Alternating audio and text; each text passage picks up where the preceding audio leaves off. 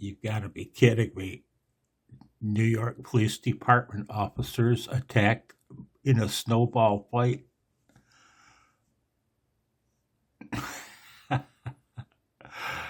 I wish I was throwing a few, but I digress. I've been wanting to make a video about how I learned CW. I've been planning on doing it for weeks now, and I've been gathering files. You know what I mean? Still images to use in my video and blah, blah, right? Making my lists and, and then I got this. But first, let's back up a second. See, I had it all planned out. I had my chapters planned out. I wanted to tell you guys a story. I wanted to talk about being given my very first shortwave radio. I mean, it started with that, I wanted to tell you a story about hearing my first CW. The very first CW I ever copied in my whole life. I wanted to talk about where I was at. It was in the state of Arizona, in the mountains. I wanted to tell you the story. But then I got this. A comment the other day, a couple days ago, 2 days ago, to my video about my Hallicrafters S120 evaluation for restoration. That video. The fellow said, "Your video is better than counting sheep. It put me to sleep. Don't quit your day job." Ouch. I just told the guy, I'm retired, so apparently talking is my day job. And so there goes my first two chapters. I won't tell you any stories. Consider what I've said to this point my story, my intro story. I don't know, man. It made me sad. I really, really wanted to talk about the circumstances around learning CW, how I discovered it. I'm going to leave that for another video, okay? A story video, because you guys don't want to hear a bunch of stories. You don't want to hear my life story. You want to hear the subject at hand, the subject that the thumbnail hints at. How I learned CW, how I did, not why, not where, how. So let's do that, okay? Hang on. See, guys, there's really not that much to say. I asked a friend of mine who just learned CW a few questions, and I'll tell you his answers to my questions in a moment. But first, let me talk about how I learned CW. I had enrolled in a adult continuing education course here in Genesee County. We have an educational building, an educational program. It's called the Genesee Area Skills Center. I attended it for 2 years in high school for the electronics program. But at that skills center, they had various adult continuing education courses in the evening for adults. And one year, I saw that they offered a novice class license course. I couldn't believe it. I immediately signed up. I think it was like $12 for the 10-week course. So that's how I learned CW. That's where I learned the fundamentals of radio and well enough to get a novice license. Okay? And so we had 10 weeks to learn the Morse code and become proficient enough to pass the test at 5 words a minute. Because at the end of the 10 weeks, we were going to be given the opportunity to take the exam right there in our classroom. Okay? And so let me zoom you in. Hang on. Okay, guys. Each of those 10 weeks, we met in class. I forget how long we met for. An hour and a half, maybe? I can't remember. But each of those 10 weeks, we would be given a group of letters to learn, of characters to learn. Okay? We learned them in groups. Each week, Jim, his name was Jim, his last name Elias, WB8 I-E-K. I remember it by his mnemonic, "We boys ate in Elias's kitchen." Jim Elias. He, every week for 10 weeks, he'd give us a group of letters to memorize and practice. And each successive week, we'd be given another group and another and another and another for 10 weeks. Let's say that we learned this group in week 1. In week 2, we learned this group and this group, right? We'd practice them both. In week 3, you'd practice 3 groups. You kept building on what you had learned before. And by that way, week by week by week, you're ingraining deeper into your brain the previous groups that you've learned. You know what I mean? It's just rote practice, rote memorization, and practice, practice, practice. Now you can see the pattern. Morse code made perfect sense to me when I learned it. It was so very easy for me to memorize these characters because of the patterns, the groups, the EISHTMO method. I don't know any other way to learn Morse code. There comes a point you have to memorize the characters. You just do. And I find this an amazingly easy way to do so. EISH, 1, 2, 3, and 4 dits.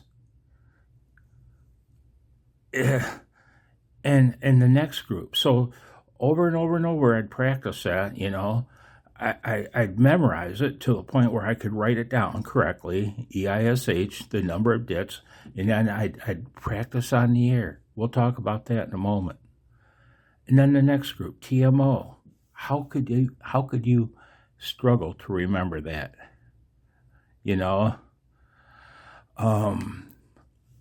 And again, groups like AWJ, right? And groups like NDB and AUV. I wrote down G and C over here just as an aside because they're the only 2 letters not covered by these groups. Okay? And G is kind of an opposite of U. Well, it is an opposite of U. But I wouldn't include that in this group because it doesn't fit the pattern. It's about a pattern. These are patterns. The human brain functions on pattern recognition. It's how we became human.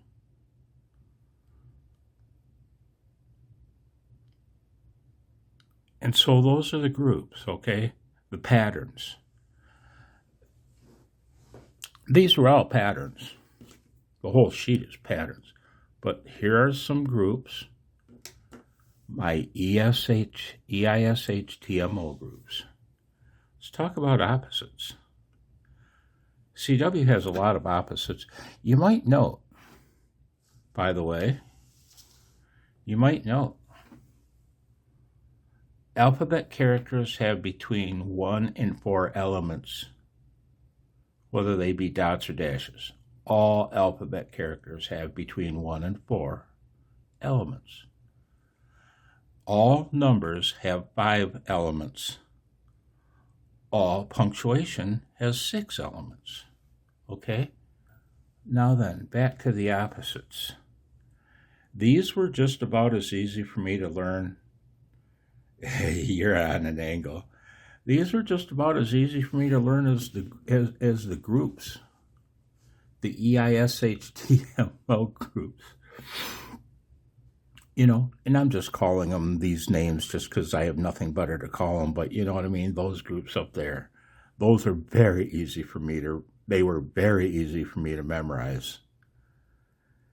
And to learn them, well, I'll talk about that in a moment, about receiving them and copying them and writing them down. We have the opposites. Look at R and K. You know, it's only two letters, R and K. Now, to sit for an hour or two practicing those over and over and over and over, sending them and listening to them by whatever method you use to listen to CW, and we'll talk about that in a moment. But these are the opposites, R and K, X and P. I should have turned the rig on with my key here, but I don't need to. You don't need to hear me send it. X and P, they're opposites. L and Y. Yeah, one moment. I am going to turn the rig on. I wanted to show you these two punctuation symbols, punctuation marks. They're opposites also, and also they're about the only two really frequently used punctuation marks. The hyphen used to be used a lot more back in the day. Question mark still is used extensively, but the hyphen, it's kind of unique sounding. Da da da da da da. And the question mark. The question mark's very unique sounding to me.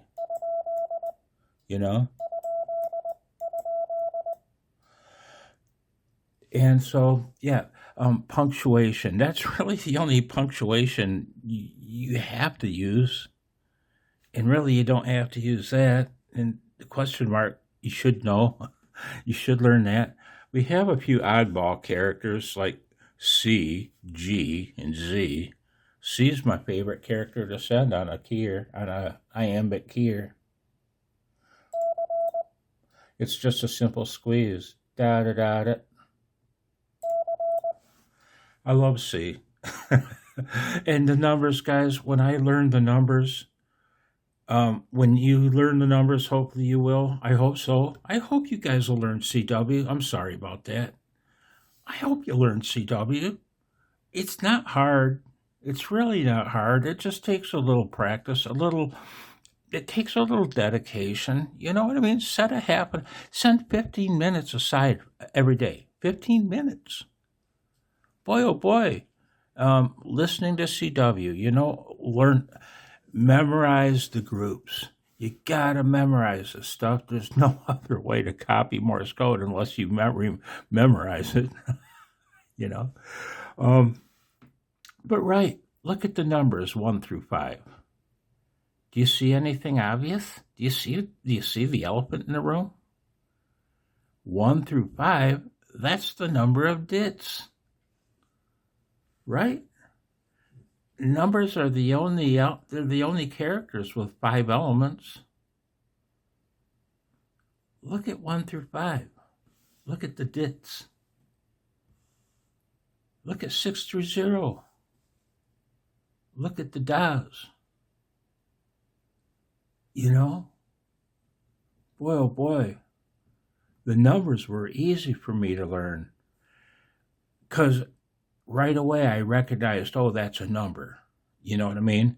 Like, it doesn't take you very long. You hear 5 items, you hear 5 elements. It's like, that was a number. And when I send my code, when you hear me sending, that's not what you're going to hear.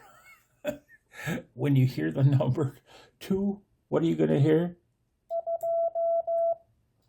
And that's twice as fast as what you'll hear, or what you would have heard on a novice test. Man, that's about, I don't know how many words per minute. That's about 12. Listen to the number 3. How many words per minute? Let me see. Hang on. Let me see. I'll issue a speed command. 15, is it really? 15 words per minute. That's 3 times as fast as what you'd have been sent on a novice test. You know what I mean? The number 1. Oops. Right? Look at the das. Look at the number 7.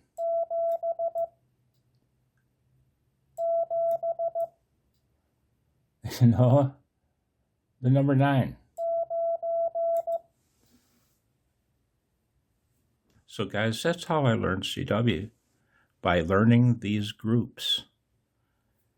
week after week for 10 weeks while taking the novice class license course at the Skills Center, and every week adding another group on to what we had mastered the previous week. How many groups are there here? 1, 2, 3, 4, 5. Yeah, there's about 10 weeks worth of CW there to learn. And it was doable. 5 words per minute is not very fast. And just more importantly is the length of time between characters is great. You have a long time to think.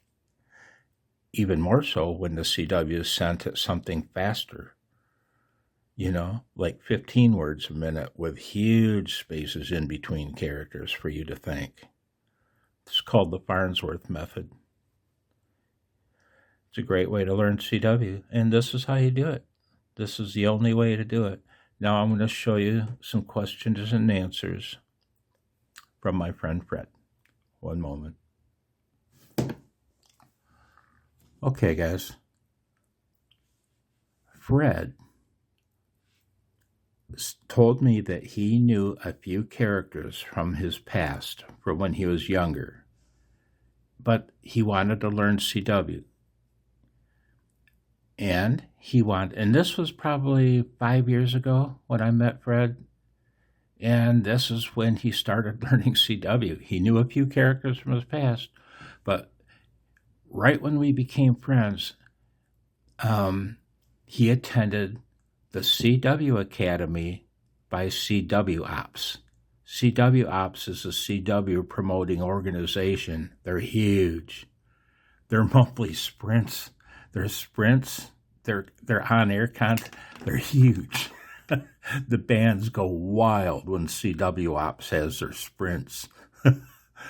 And so Fred joined the CW Academy by CW Ops. He knew some characters from the past. He said that he attended the intro course for 3 months, then the contesting course for 3 months. He said that he practiced about 20 minutes per day. Now, I asked Fred what method he used for copying practice. Did he copy off the air? Did he use some kind of internet-based CW practicing routine program? He said he on-air copying about 70% of the time. And the rest of the time, he used a program called Morse Runner that he'd integrated into his N1MM logger, which he said it's essentially a CW simulator. This Morse Runner program is. Okay? So that's what he said. About 70% of the time off the air, 30% of the time using the CW simulator.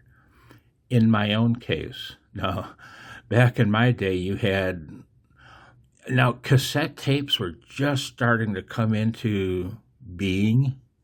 I learned CW in 1974 and 1975. And man, we were still using 8-tracks at the time. CW tapes cassettes existed, but they were rare, I think, and pricey. Believe it or not, when I learned CW, I think you could still buy paper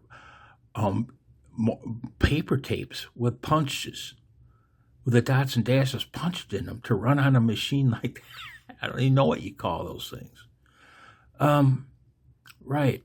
Back in my day, you know what we had? We had W1AW in their code practice sessions. I wanted to talk about that in my story, but I can't. Not in this video. I'll get too long-winded. But I used on-air copying 100% of the time. That said, now, I bet I used the W1AW code practice sessions. I bet I used those about 70% of the time. And the other 30% of the time, I bet I probably used, just listened to CW, QSOs in progress. I asked Fred what cost of the academy. He said it's free. He did say that some people like to use the Long Island CW group for learning CW because it's come when you want. Fred said, though, that he prefers the structure of the CW Academy. It sounds like they have scheduled sessions. So, and Fred said, "Man, this was about 5 years ago. He was just learning CW, just learning it, and now he runs between 28 and 32 words per minute, depending on the contest. He's an avid contester." He loves contesting. The other day in the ARRL International DX Contest CW edition, Fred's group just kicked ass. 3 of them, they kicked ass. And he just learned CW 5 years ago. You know, dang, man. One moment. By the way, guys, a few common abbreviations. If you're not into CW, if you've ever wondered how we abbreviate, here's a few, like GA, good afternoon, GM for good morning, GL for good luck, thank you, TU, thanks, TNX. Okay, CUL, see you later. And a couple perversions of the Morse code that are real common today drives me nuts. The circled items, instead of TU, like I sent above, I like TU. Thank you. Thank you very much. I like it. TNX, that's okay. It's a little wordy. I'd rather hear TU. And now they're perverting it and sending an X. They're running it all together. If you run the T and the U together, what do you get? You get an X. When I hear that, I don't hear TU. I don't hear thank you. When I hear that, I hear X. I'm an old guy. I'm 66. I've been a ham for 50 years. I'm that old bastard that just gets stuck in his ways. And I am. It's an X. Right? And even worse, no, I can't say that. Almost as bad, actually, is the R, the Roger, the Jolly Roger. Roger. Right? R. They're perverting it. They're getting cute with it. They're not perverting it. They're getting cute with it. They're turning the R into EN. You know? If you just get done sending your little thing and I'm going to send you R.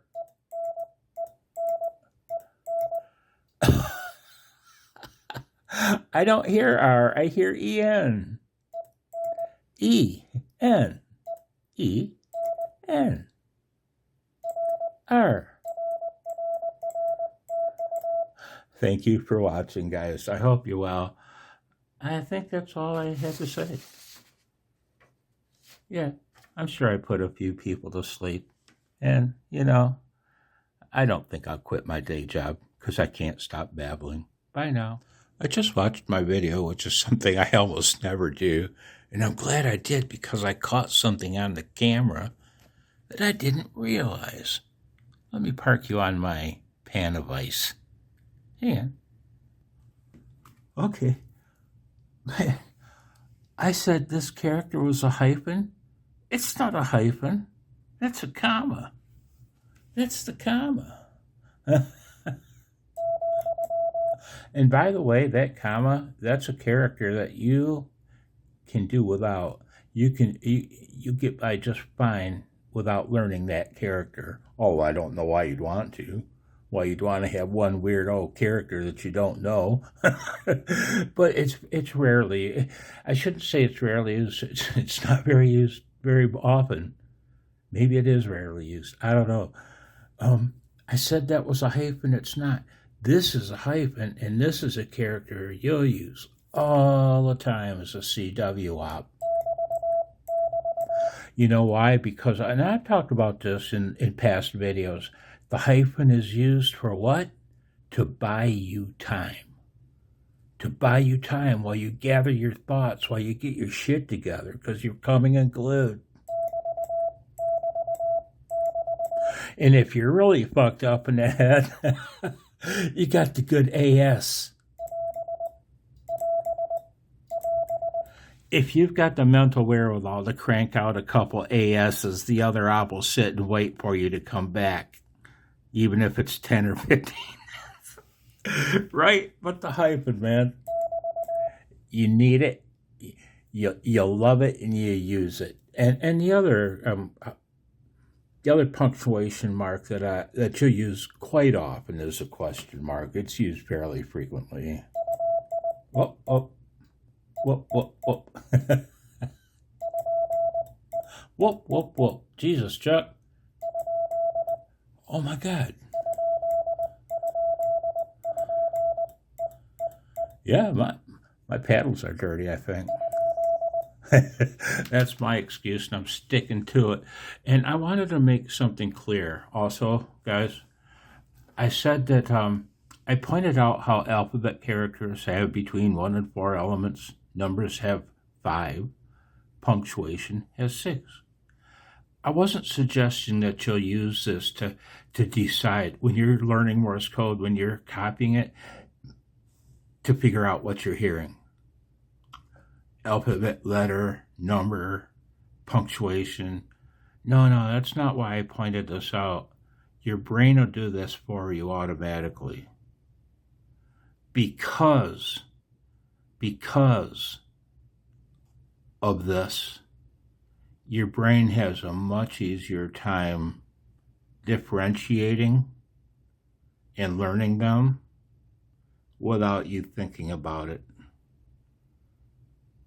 This sets these different things apart in your brain without you even thinking about it. That's all. There. Boy, you're zoomed in. I'm shaky. I hope you're well. I'll talk to you later. Bye, guys.